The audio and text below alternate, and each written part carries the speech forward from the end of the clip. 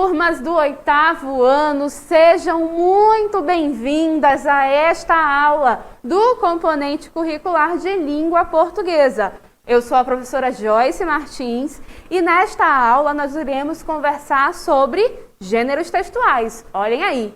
E que gêneros são esses, professora, que nós iremos tratar na aula de hoje? Bom, hoje a gente vai tratar de dois textos, dois gêneros que confundem muito as pessoas tendem a pensar que é a mesma coisa, ou chamar um pelo outro e assim sucessivamente. Hoje vamos falar então sobre lenda e sobre mito. E aí a gente vai conhecer exemplos de cada um e vai diferenciar, vai traçar bem a diferença que é para a gente aprender o que é a lenda e o que é mito e deixar de confundir um pelo outro, beleza? Então vem comigo, me acompanha e a gente já vai começar com o primeiro conceito, tá na cartela, olha só. O primeiro conceito é o conceito de lenda. Então vamos lá. O que é uma lenda? As lendas são narrativas de origem popular. Então, a primeira coisa que tem que chamar nossa atenção é isso aqui. Narrativa. O que é narrativa?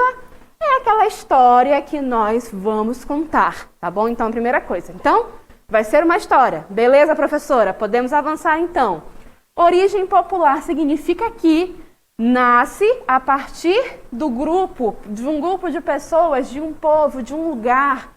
Não há uma autoria específica em termos de pessoa. Eu não posso afirmar que foi o João que criou aquela história, que foi a Maria que criou aquela história.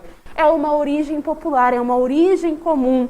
E que vai evoluindo e acompanhando a evolução da sociedade, né, passando de geração em geração, certo? Então isso é uma origem popular. Vamos seguir com o nosso conceito? Olha só. Criadas e transmitidas oralmente, olha aí. Significa então que são histórias passadas de geração em geração, de pais para filhos, de filhos para os seus filhos e assim sucessivamente, de maneira oral. Significa então que, por ser na maneira oral, algumas coisas podem ir mudando no passar do tempo, porque não há um registro escrito, não é? E aí, como é de memória, pode ser que quando eu for contar aquela história, de repente eu mude alguma coisa, eu esqueça alguma coisa, e aí as histórias vão também se transformando. E é por isso que a gente diz que ela vai evoluindo conforme a sociedade também evolui, certo? Voltando para cá, são produções que nascem da imaginação coletiva de um grupo de pessoas ou de um povo. Por meio dessas histórias, expressam-se fantasias, medos, dúvidas e incompreensões. Então, olha só, imaginação.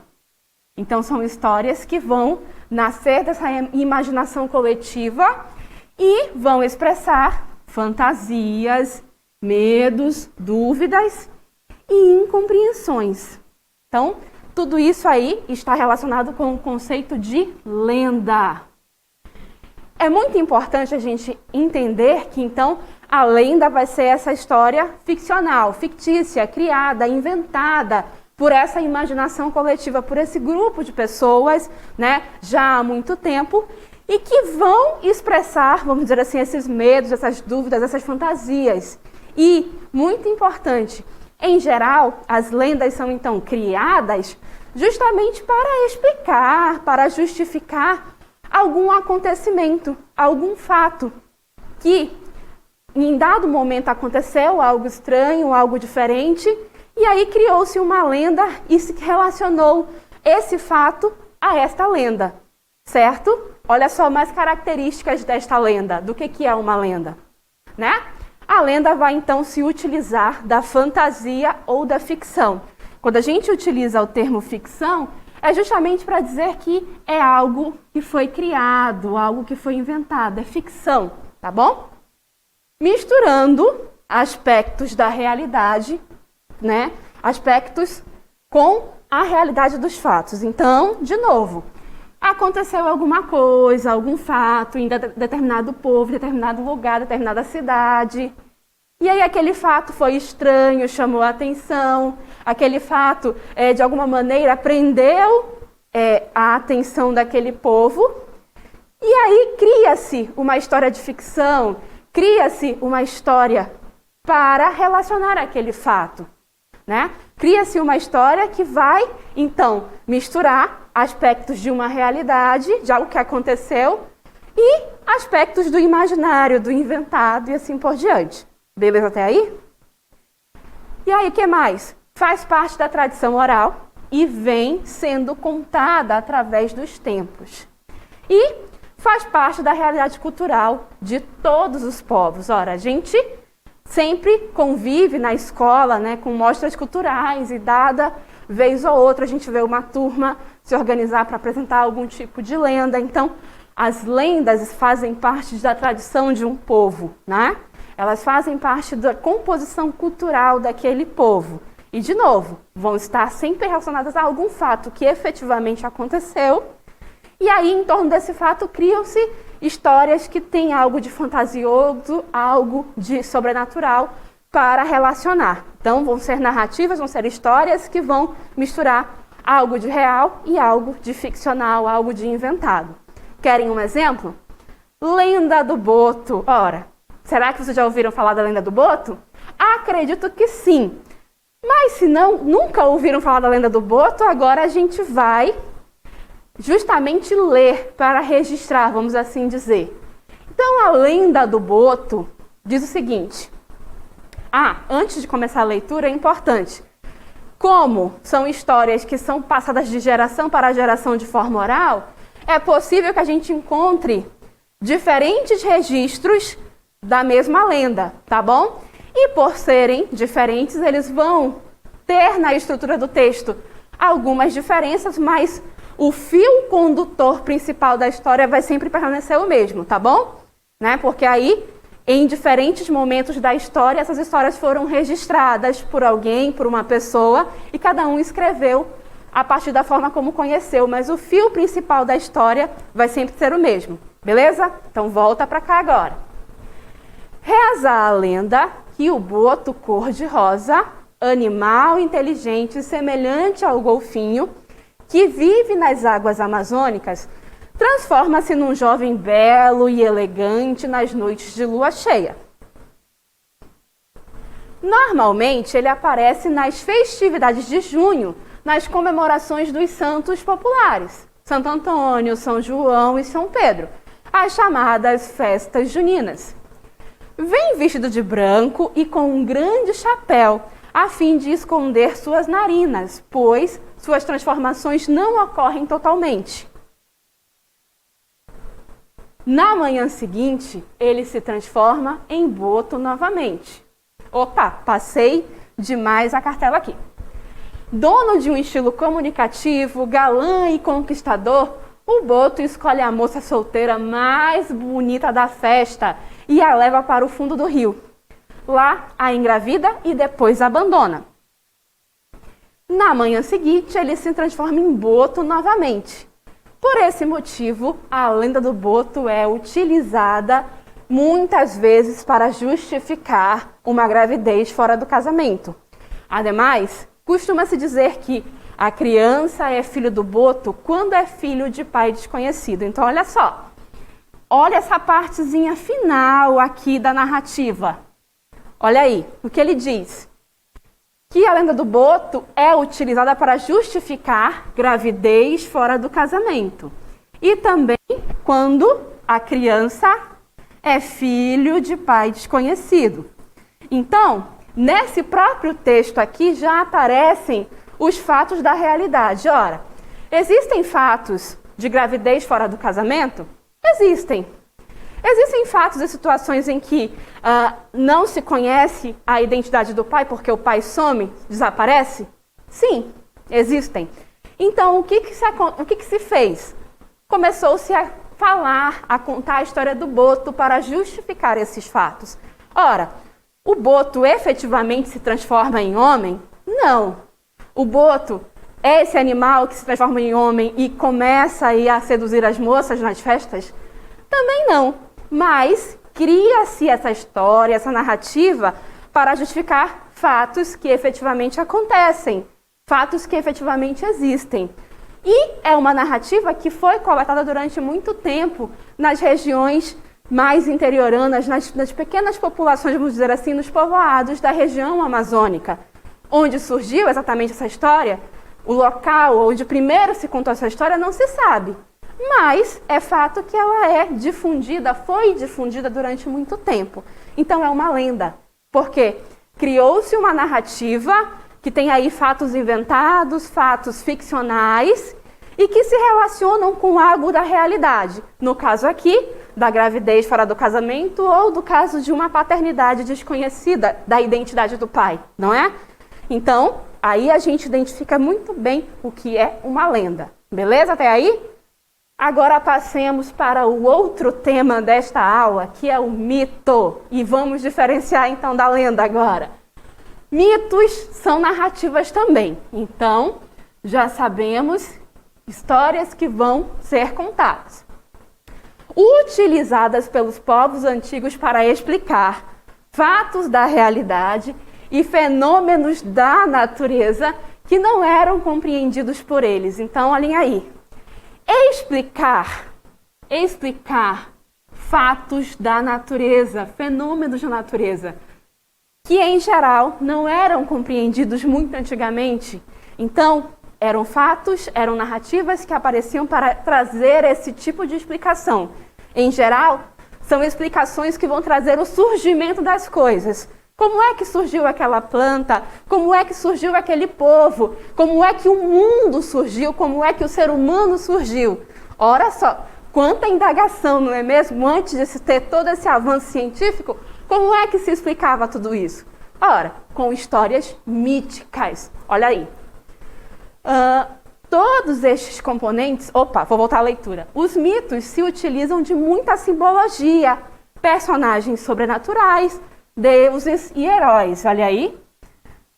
Outra característica importante, personagens sobrenaturais, deuses e heróis, que vão ser aí responsáveis por essas criações, tá bom? Todos estes componentes são misturados a fatos reais, características humanas e pessoas que realmente existiram. Um dos objetivos do mito é transmitir conhecimento e explicar fatos que a ciência ainda não havia explicado. Então, de novo, a origem das coisas, que até então a ciência ainda não conseguia explicar, ainda não tinha avançado o suficiente. Então, as histórias míticas explicavam a origem das coisas. E para onde vai a humanidade? Para onde vão as coisas depois dessa vida aqui? Os mitos também podem explicar isso, tá bom? E há muita relação dos mitos com os aspectos religiosos dos povos, Muito do que é explicado pela religião, há muito de mito, de mitológico naquilo, tá bom? Voltando aqui agora para as características do mito. Tem caráter explicativo e simbólico, relaciona-se com uma data ou com uma religião, Então aquilo que eu falei para vocês sobre ter aspecto religioso importante. Procura explicar as origens do mundo e do homem por meio de personagens sobrenaturais como deuses ou semideuses. Alguns acontecimentos históricos podem se tornar mitos, desde que as pessoas de determinada cultura agreguem uma simbologia que tornem o fato relevante para as suas vidas. Então, de novo, o mito vai ter esse caráter explicativo sobre as origens, As origens do homem, deste mundo, das coisas que nele existem, e vai ter essa conexão religiosa muito importante e também o para onde. Qual é o lugar para onde se vai, para onde se está indo depois disso aqui? Também há explicação mitológica para isso, beleza? Agora, vamos a um exemplo de mito. Vamos lá? Olha aí. É o texto Boitatá. Boitatá foi uma cobra sobrevivente de um dilúvio que cobriu toda a terra. Por causa disso, ele se escondeu em um buraco e seus olhos cresceram. Desde então, anda pelas madrugadas perseguindo viajantes noturnos e procurando restos de animais. Também é conhecido como fogo que corre. O mito do Boitatá é de origem indígena e consiste na história de uma cobra de fogo que protege a natureza, perseguindo aqueles que a desrespeitam e até matando-os. Então, gente, nesse caso aqui, por que que é mito? O que que isso tem a ver? Ora, porque aí vai explicar a origem dessa proteção natural, né? Dizem que a natureza protege, se autoprotege, cria aí indícios para proteger a si mesma, não é? Então, um desses indícios seria essa cobra que está ali para proteger. Então, notem, cria-se a origem dessa cobra, dessa personagem, para explicar algo, para explicar um fato que existe e que até então não se tinha explicação para ele. Então, de novo, o mito vai ter essa força da explicação da origem, vai ter essa força da explicação religiosa, vai ter essa força da explicação do para onde se vai. E a lenda vai pegar um fato da realidade e vai relacionar esse fato com uma história inventada, tá bom? Então, um vai pela origem e o outro vai pelo fato da realidade que acaba se misturando com uma história que foi inventada, tá bom? Dito tudo isso, agora a gente vai para a nossa atividade. Olha só.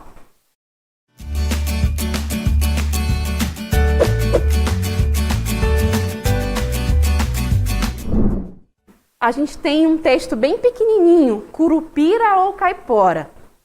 E aí desse texto saem as duas questões. Questão 1 e questão 2. Bom trabalho, gente. Daqui a pouco a gente volta para a nossa interação.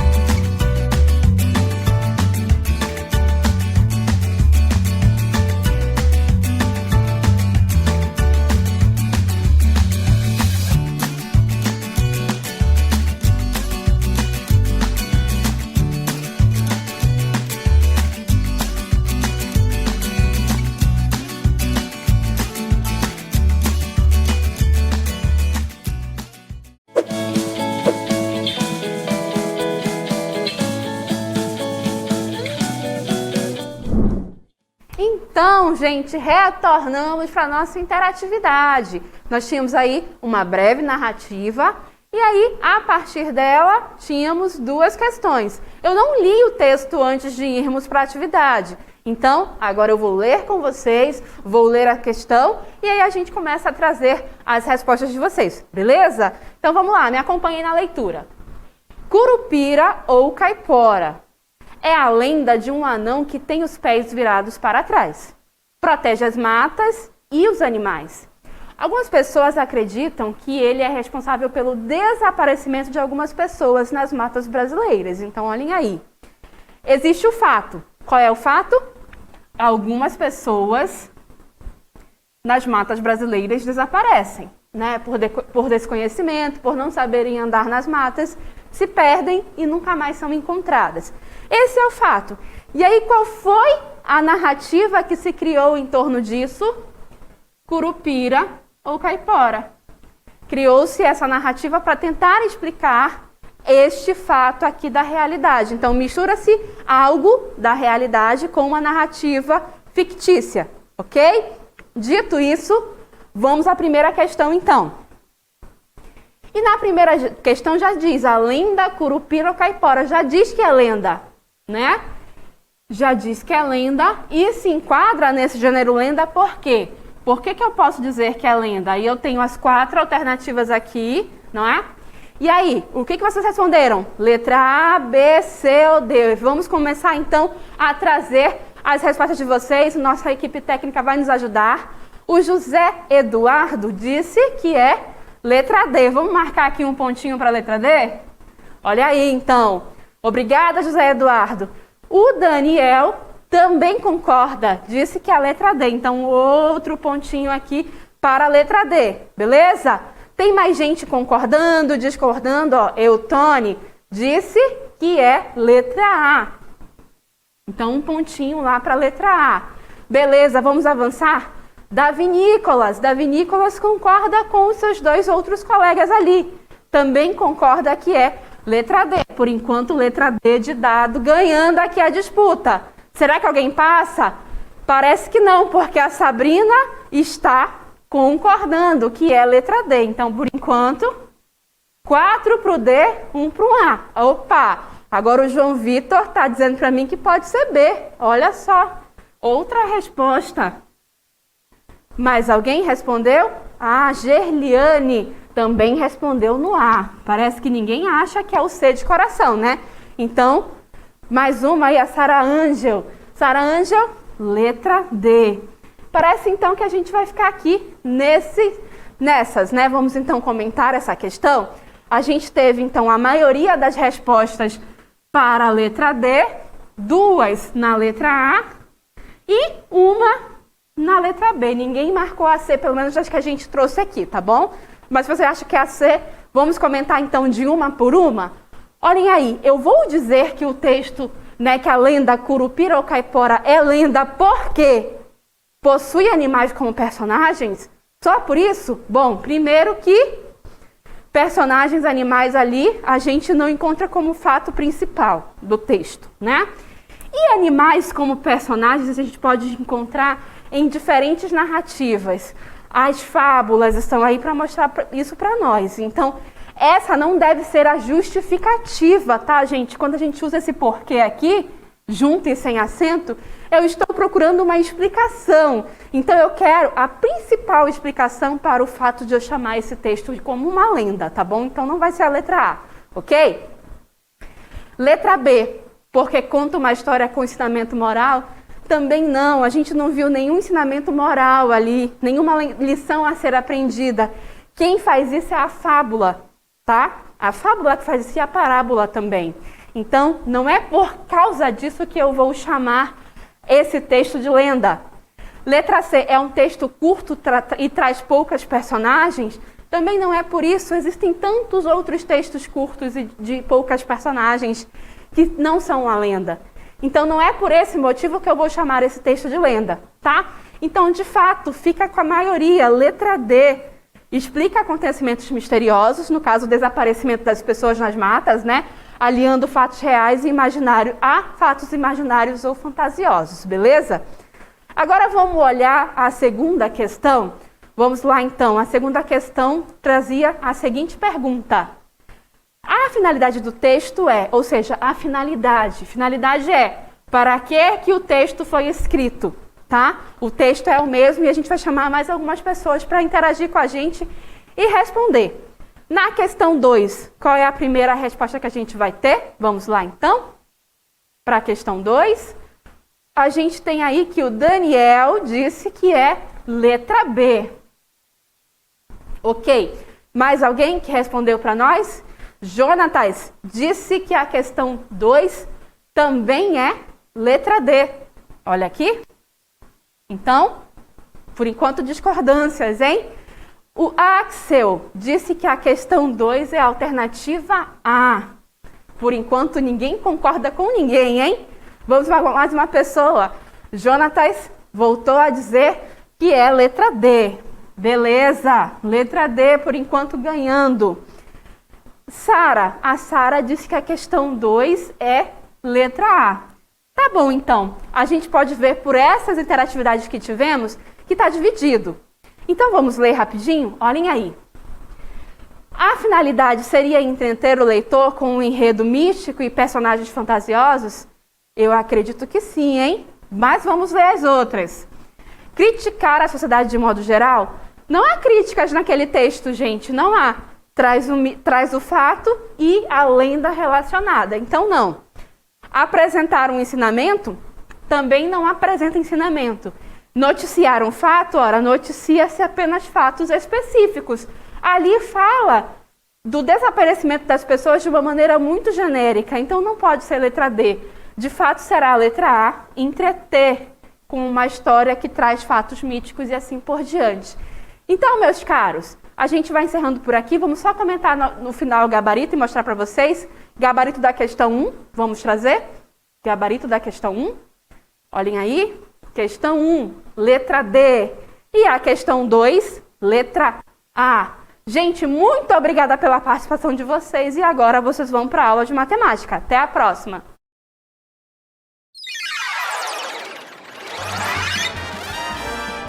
A sua aula continua no próximo vídeo.